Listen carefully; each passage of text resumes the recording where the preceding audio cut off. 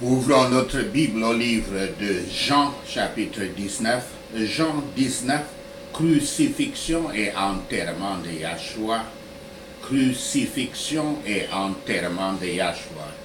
Jean 19, versets 1 à 18. Christ condamné et crucifié. Verset 1. Le fouet romain était un bâton enveloppé de cuir, avec de longues bandes de cuir suspendues au bout. Des morceaux de laiton, de plomb et des os étaient attachés aux pointes. La victime était soit attachée au sol avec le dos en haut, attachée à un poteau, soit solidement suspendue en l'air. La flagellation impliquait 40 coups de fouet dans le dos. Ce processus pouvait exposer les artères et même les organes internes, pouvait les mettre à nu. Et elle déchiquetait la peau. La flagellation déchiquetait la peau. C'était une torture si horrible qu'aucun citoyen romain ne pouvait légalement être flagellé, mais seulement les ennemis de Rome pouvaient être flagellés. La plupart des flagellés ne survivaient pas. Versets 6 à 8. Quand Pilate répète qu'il n'a aucun motif officiel pour exécuter Yahshua, les gens expliquent leur argument sur le blasphème cette fois-là. Pilate, effrayé et confus, fait sa deuxième tentative de libérer Yahshua. Versets 10 à 11. Après que Pilate rappelle Yahshua son propre pouvoir, Yahshua répond, mais seulement pour mettre Pilate à sa place. Toute autorité de Pilate est une autorité déléguée. Par conséquent, Yahshua n'est pas concerné par le résultat, par ce qui va arriver. Verset 12. La foule juive utilise le chantage pour forcer Pilate à exécuter Yahshua. Elle menace de le considérer comme un gouverneur qui n'est, je cite, pas ami de César, fin de citation, une sorte de rebelle à l'empereur. Et ça marche. Versets 13 à 14. Pilate a maintenant recours à la pression politique en se rendant sur le pavé, appelé Gabata en langue hébreu, en langue araméenne. Un lieu où des jugements officiels étaient rendus. Tout jugement rendu sur le pavé était permanent et contraignant, c'est-à-dire qu'il était sans appel. Pilate expose Yahshua encore une fois avec sa robe, sa couronne d'épines, ses plaies et son sang. L'évangile de Jean souligne que c'est presque la 6e heure, c'est-à-dire midi. La célébration de la Pâque est imminente. Un jugement doit être rendu avant la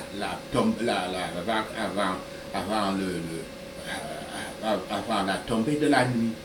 Pilate veut mettre la pression de la décision sur les dirigeants juifs.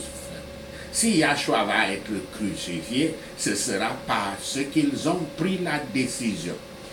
Versets 15 à 16.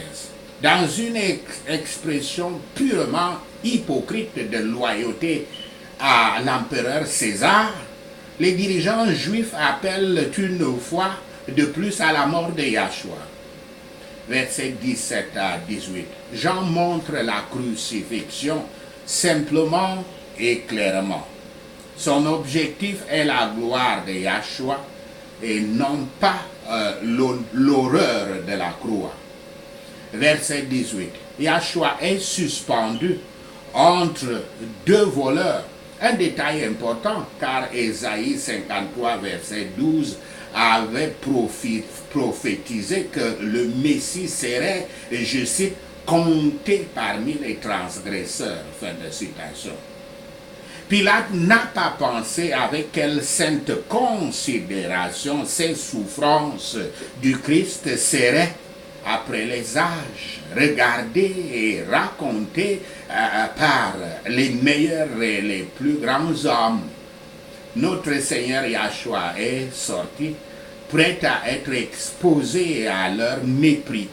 Il est bon pour chacun d'avoir la foi de regarder le Christ Yahshua dans ses souffrances. Regardez-le et aimez-le. Restez immobile à le regarder, méditatif à le regarder. Est-ce que leur haine aiguisait leurs efforts contre lui? Et notre amour pour lui ne peut-il pas accélérer nos efforts pour lui et son royaume? Pilate semble avoir pensé que Yahshua pouvait être une personne au-dessus de l'ordre commun. Même la conscience naturelle fait craindre aux gens d'être trouvés en train de se battre contre Yahweh. Comme notre Seigneur a souffert pour les péchés des Juifs et des gentils, c'était une partie spéciale du conseil de la sagesse divine que les Juifs devaient d'abord servir à sa mort et que les gentils devaient statuer et décider de sa mort et que les gentils réaliseraient ce but. Si Christ n'avait pas été ainsi rejeté par les gens, nous aurions été à jamais rejetés par Yahweh. Là, le Fils de l'homme était maintenant livré aux mains d'hommes méchants et déraisonnables. Il avait été conduit pour nous afin que nous puissions nous échapper. Il était cloué à la place comme un sacrifice lié à l'autel. Les Écritures ont été accomplies. Il n'est pas mort à l'autel parmi les sacrifices, mais parmi les criminels sacrifiés à la justice publique. Et maintenant, arrêtons-nous et regardons avec foi Yahshua. Est-ce qu'un chagrin a jamais été comme son chagrin? Le voir saigner, le voir mourir, le voir et l'aimer. Aimons-le et vivons pour lui. Jean 19, versets 19 à 30. Christ sur la croix. Versets 19 à 20. Voici quelques circonstances remarquables de la mort de Yahshua, plus pleinement liées qu'avant. L'écriteau de Pilate fait pour le sommet de la croix devient un point de controverse. Pilate croit que Yahshua est innocent, mais pour des raisons politiques, il cède à la crucifixion. C'était une coutume romaine d'écrire l'infraction du criminel sur le sommet de la croix, en expliquant le crime qui justifiait l'exécution. L'écriteau de Pilate, dans ce cas, identifie simplement Yahshua comme le roi des Juifs. Et ceci est écrit en langue araméenne, latine et grecque, afin que tous les passants, tous les spectateurs puissent le lire. Versets 21 à 22. Il est inhabituel qu'un tel écriteau ne porte aucune honte aux condamnés. Mais dans ce cas, la honte est tombée sur les dirigeants juifs. Ils ont l'air coupables parce qu'ils ont finalement crucifié leur roi. À la lumière de cela, ces juifs veulent que le signe soit changé pour être réécrit en disant que l'offense, en remettant l'offense à Yahshua, en disant qu'il a seulement prétendu être roi. Pilate refuse. ce qui peut être un moyen de riposter contre la position difficile qu'ils lui ont imposée. Pilate ne veut pas satisfaire les chefs des prêtres en permettant que l'écriture soit modifiée, ce qui était sans doute dû à un pouvoir secret de Yahweh sur son cœur, afin que cette déclaration du caractère et de l'autorité de notre Seigneur puisse continuer. Versets 23 à 24. Les vêtements entre guillemets, de Yahshua incluaient ses chaussures, sa ceinture, sa coiffure, son sous-vêtement et son manteau extérieur. Le manteau, c'est-à-dire vêtement intérieur, est une seule pièce sans couture dans ce cas. Par conséquent, les soldats tirent au sort pour voir qui va l'obtenir, accomplissant ainsi la prophétie du psaume 22, verset 18. Verset 26 à 27. Même sur la croix, Yahshua remplit son devoir en tant que fils de Marie, en veillant à ce que l'on prenne soin d'elle. Yahshua la confie à Jean. À partir de là, Jean traite Marie comme sa propre mère et prend soin d'elle. Beaucoup de choses exécutées par les soldats romains étaient l'accomplissement des prophéties de l'Ancien Testament. Toutes les choses écrites doivent être accomplies. Christ a tendrement pourvu à sa mère à sa mort. Parfois, lorsque Yahweh nous retire un réconfort, il en amène un autre pour nous, là où nous ne l'avons pas cherché. L'exemple du Christ enseigne à tous d'honorer leurs parents dans la vie et la mort, afin de subvenir à leurs besoins et promouvoir leur confort par tous les moyens possibles. Surtout, observer la parole du mourant par laquelle Yahshua a expiré son âme.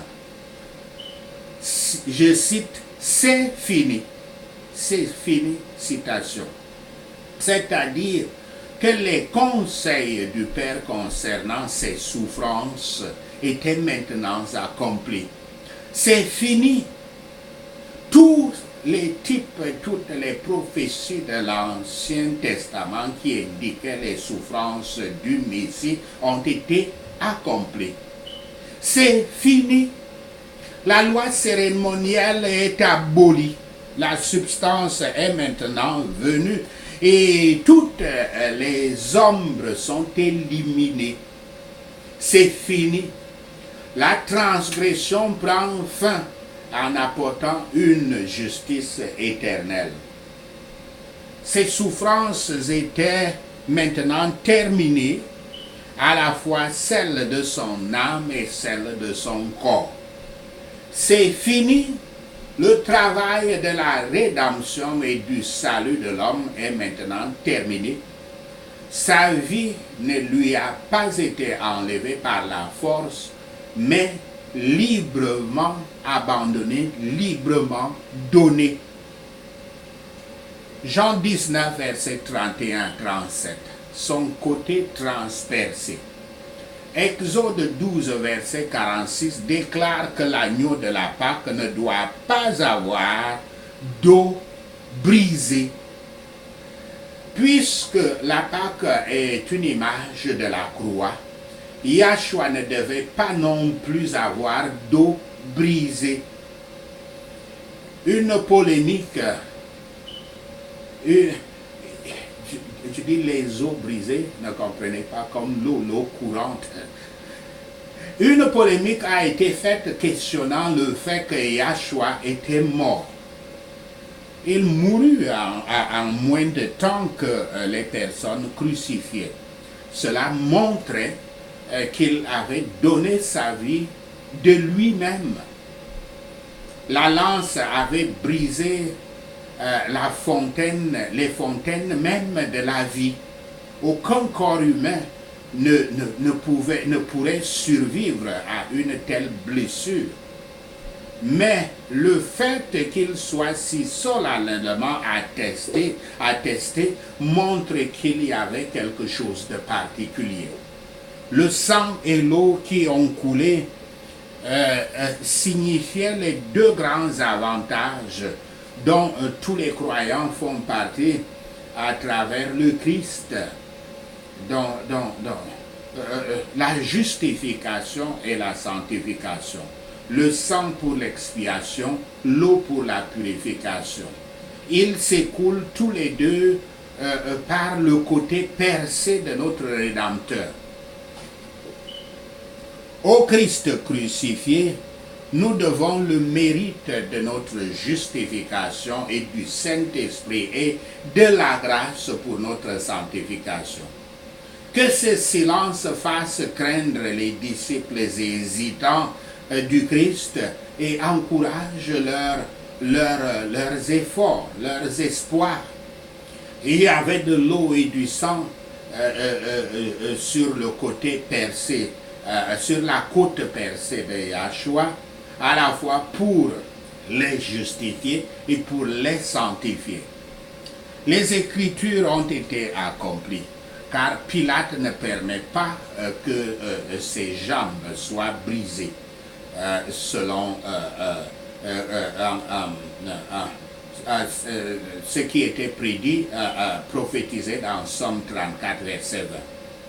Il y avait une ombre de cela dans l'agneau pascal, dans Exode 12, verset 46. Puissions-nous toujours nous tourner vers lui, celui que par nos péchés nous avons transpercé par ignorance et sans ménagement, parfois contre les déconvictions et des miséricordes, et qui a versé de son côté, de sa côte blessée, l'eau et le sang, afin que nous puissions être justifiés et sanctifiés à son nom. Jean 19, verset 38 à 42, l'enterrement de Yahshua. Les victimes de la crucifixion étaient souvent enterrées dans une fosse commune. Dans le cas de Yahshua, cependant, Joseph d'Arimathée et Nicodème, deux chefs juifs devenus membres du Sanhédrin, devenus disciples de Yahshua, demandent le corps à Pilate et s'oppose et s'occupe des arrangements funéraires. Même en cela, les Écritures sont accomplies. Ésaïe 53, verset 9 dit que le Messie serait un homme riche dans la mort. Bien que Yahshua soit mort, la mort d'un homme misérable, dans des circonstances différentes, il a été autorisé à être enterré dans la tombe d'un homme riche. Joseph d'Arimathée était un disciple du Christ en secret. Les disciples, c'est-à-dire les chrétiens, doivent s'assumer ouvertement. Pourtant, certains qui, dans des procès moins graves, ont eu peur, dans des autres plus grands, ont été courageux.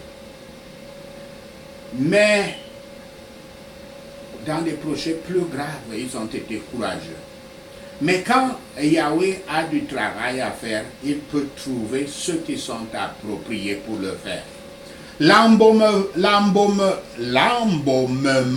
a été fait par Nicodème, un ami secret de Yahshua, mais pas son fidèle compagnon. Cette grâce qui au début ressemble à un roseau meurtri, à un roseau brisé, peut ensuite ressembler à un cèdre fort. Par la présente, ces deux hommes riches ont montré la valeur qu'ils avaient pour la personne et la doctrine du Christ, et cela n'a pas été atténué par le reproche de la croix. Nous devons faire notre devoir à l'heure actuelle et laissez à Yahweh le soin de remplir ses promesses à sa manière et à son époque. La tombe de Yahshua a été nommée Yahshua mort a été nommé parmi les méchants, comme ce fut le cas de ceux qui ont souffert en tant que criminels. Mais il était parmi les riches dans sa mort, comme prophétisé.